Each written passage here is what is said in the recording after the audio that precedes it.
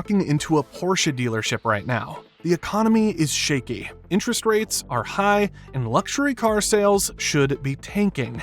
But something weird is happening. The parking lot is full, the showroom is busy, and Porsche just posted its best first half year of sales in American history. While BMW is stuck in neutral and Mercedes is sliding backwards, Porsche delivered 38,696 vehicles in the first 6 months of 2025. That's an 11.4% jump from last year. But here's where it gets crazy. They did this while their most iconic car, the 911, was basically missing in action. Think about that for a second. It's like McDonald's having record sales while the Big Mac is off the menu. How does that even happen? Let me paint you a picture of what's really going on here. In the second quarter of 2025, between April and June, Porsche sold 19,812 vehicles. Now, sharp viewers might notice that's actually down 7% from last year. Sounds bad, right? Wrong. This is where the story gets interesting. See, the first quarter was absolutely insane. Sales shot up over 40%. Porsche dealers were moving cars faster than a 911 Turbo on the Autobahn. So even with a slower second quarter, they're still crushing it overall.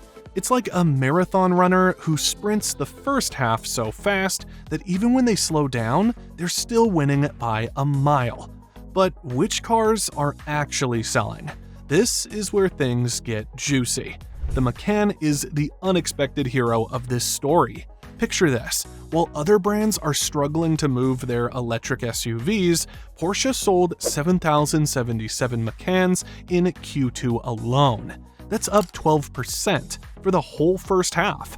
They moved 14,563 units, up 21%. Here's the kicker. Porsche just launched the electric Macan alongside the gas version.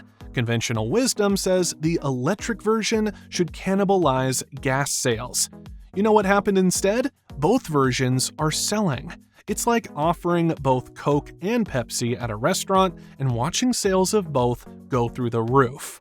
Let me break this down even more. The traditional Macan buyer might be a soccer mom in Greenwich, Connecticut, who wants something sportier than a minivan but still practical. The electric Macan buyer, that's the tech executive in Palo Alto who wants to make a statement about being green while still going 0 to 60 faster than a Tesla Model Y. Two different buyers, two different cars, one nameplate. Genius. Now, let's talk about the 718, which includes the Boxster and Cayenne. These cars jumped 68% in Q2, from 1,315 units to 2,203. That's not growth, that's a rocket launch. Why?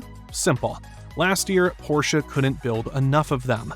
This year, they're back. Plus, they dropped the Spider RS and Cayman GT4 RS versions. These are the cars that make grown adults giggle like kids on Christmas morning.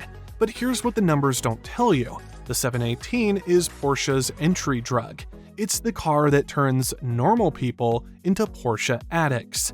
Start with a base Cayman at around 70 grand, and before you know it, you're configuring a 911 Turbo S at $250,000. Porsche knows this. That 70% growth in the first half, that's not just sales today, that's customers for life being created. The Panamera tells another fascinating story. Sales dipped just 2% in Q2 to 1,134 units. Boring, right? Nope. Zoom out to the full first half and sales exploded 56% to 2,620 units. The new generation just hit showrooms, and get this, the plug-in hybrid version is flying off the lots. Turns out people want to save gas while still hitting 60 miles per hour in under 4 seconds. Who would have thought? The Panamera e-hybrid is particularly interesting. It's pulling in buyers who would never consider a traditional Porsche.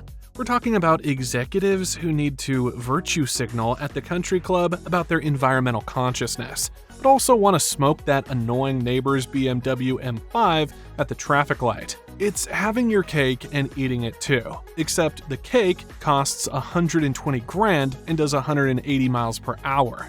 Okay, reality check time. The 911 got hammered. Sales dropped 30% in Q2 to 3,338 units. For the first half, they're down 19%. But before you think people suddenly stopped wanting the world's most famous sports car, pump the brakes. Porsche deliberately paused production to switch to the updated 992.2 generation. It's like your favorite restaurant closing for renovations. Yeah, it sucks now, but wait until you see what's coming.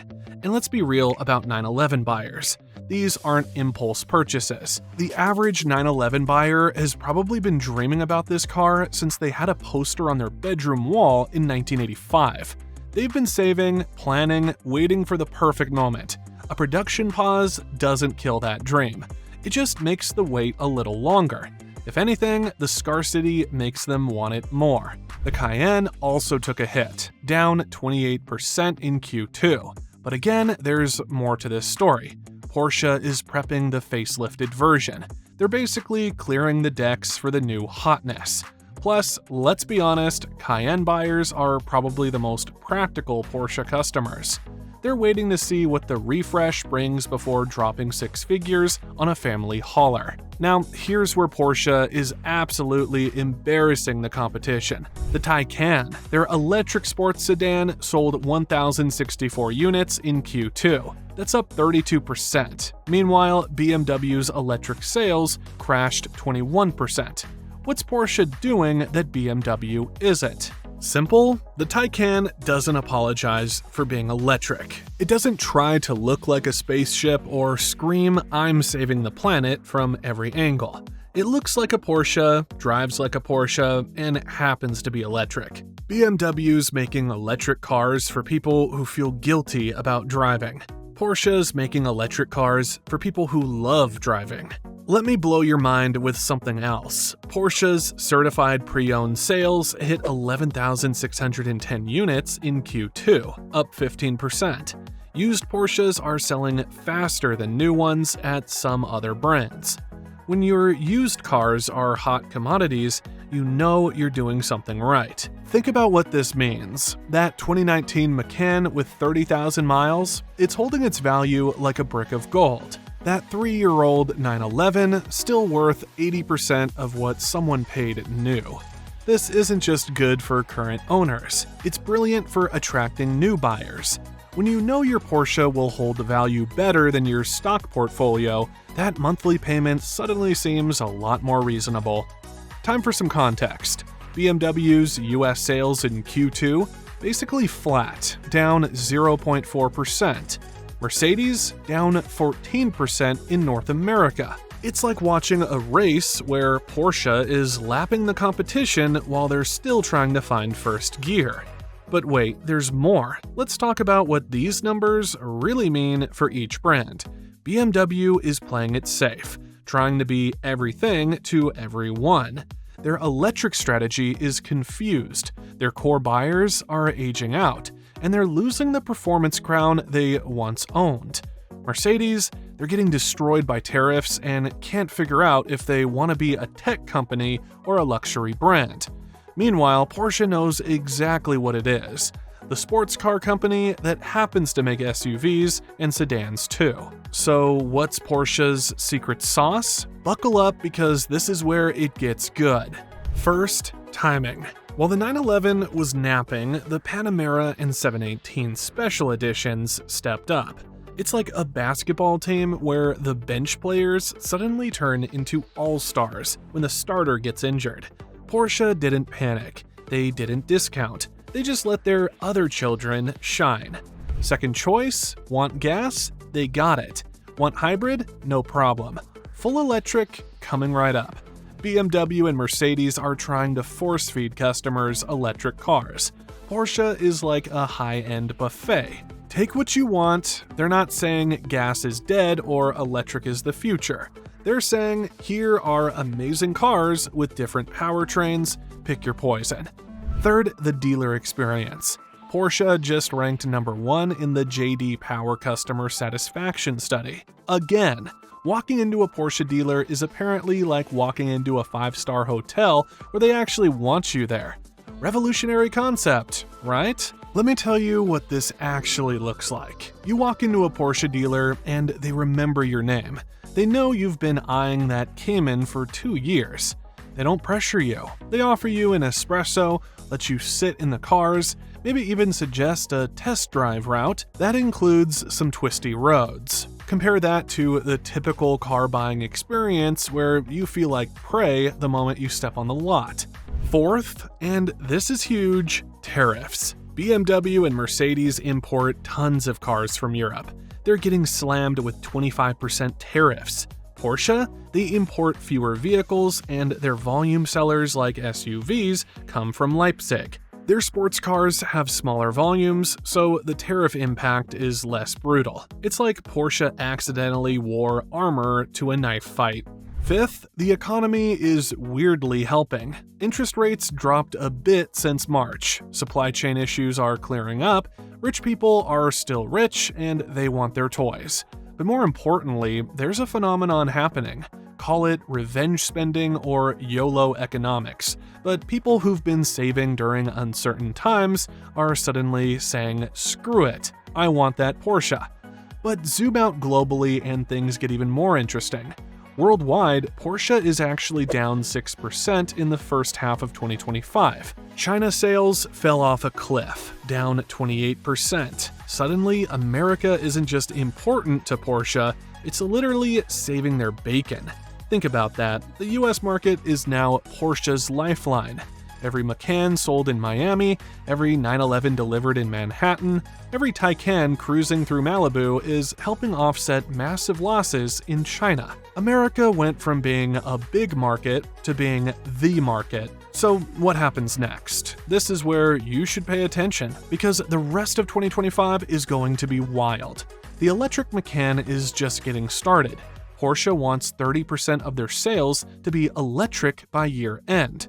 With the Taycan gaining momentum and the Macan Electric ramping up, they might actually pull it off. But here's the real story. They're not abandoning gas customers to get there. They're growing the pie, not dividing it differently. The 911 is coming back with a vengeance. Full production resumes in August. All those customers who've been waiting, they're about to flood dealerships like Black Friday shoppers at Best Buy. The 992.2 brings updates that 911 nerds have been drooling over. We're talking about more power, better tech, and somehow, impossibly, even better handling. The Cayenne facelift is locked and loaded. Once it hits full supply, those Q2 losses should reverse faster than you can say Stuttgart. And this isn't just a nip and tuck. Porsche's giving the Cayenne the full treatment. New powertrains, updated interior tech, and styling that makes it look less like an SUV and more like a 911 on stilts. But hold up, there are storm clouds on the horizon. Those 25% tariffs? German automakers are negotiating hard for relief. If they fail, Porsche's Leipzig-built SUVs could get more expensive. That's like adding a luxury tax on top of a luxury car. Interest rates might have dropped, but they're still high. Any economic shock, like an escalating trade war, could slam the brakes on luxury car sales faster than you can spell recession. The stock market's been volatile, crypto's all over the place, and commercial real estate is looking shaky. These are the things that keep Porsche executives up at night. Here's the bottom line, and this is what really matters. Porsche just had its best first half ever in America, while facing headwinds that would ground most companies. They did it with their flagship sports car, basically MIA. They did it while competitors struggled. They did it by giving customers what they actually want instead of what corporate thinks they should want. SUVs still dominate at 64% of sales, but don't count out sports cars. The second people could buy 718s and 911s again, they did. The hunger is real. These aren't rational purchases. Nobody needs a car that goes 180 miles per hour. But Porsche isn't selling transportation. They're selling dreams, adrenaline, and the feeling you get when you nail that perfect apex on your favorite back road. The electric transformation is actually working. While other brands force EVs on reluctant customers, Porsche is attracting buyers who genuinely want electric performance. The Taycan and Macan Electric aren't compliance cars. They're desire cars. They're proving that electric doesn't mean boring. It just means the thrills come without the gas station stops. In 2024, Porsche sold 76,167 vehicles in the US. Can they beat that in 2025? With the 911 back, the Cayenne refreshed, and electric models gaining traction, don't bet against them. Porsche is proving something important in 2025. In a world of economic uncertainty, tariff wars, and rapid technological change, success comes from a simple formula. Make cars people desperately want. Give them choices in how they buy them, and treat them like gold when they walk through your doors. While BMW plays it safe and Mercedes retreats, Porsche is charging forward like a 911 GT3 at full throttle. They're not just selling cars, they're selling dreams with 4 wheels and a price tag that would make your accountant cry. And in 2025, more Americans than ever are saying yes to that dream. Even when logic says they should be saying no. That's not just good business, that's the Porsche magic. It's the reason why, in a world of rational decisions, people still choose to buy the impractical sports car. It's why, in an era of environmental consciousness, the growl of a flat 6 still makes hearts race. It's why Porsche isn't just surviving in 2025, they're thriving.